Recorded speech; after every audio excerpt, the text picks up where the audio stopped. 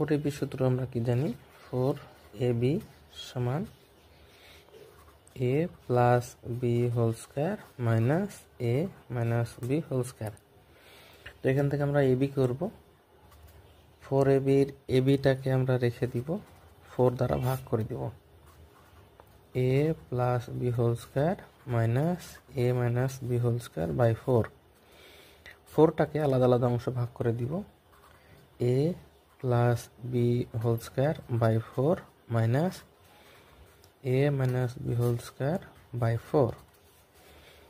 তাহলে যদি আমরা a plus B whole square 2 square করি, a minus B whole square 2 square দেই, এবার এই সম্পূর্ণ অংশটুকুর আমরা উপরে a plus B by 2 whole square দিলাম, a minus B by 2 whole square দিলাম।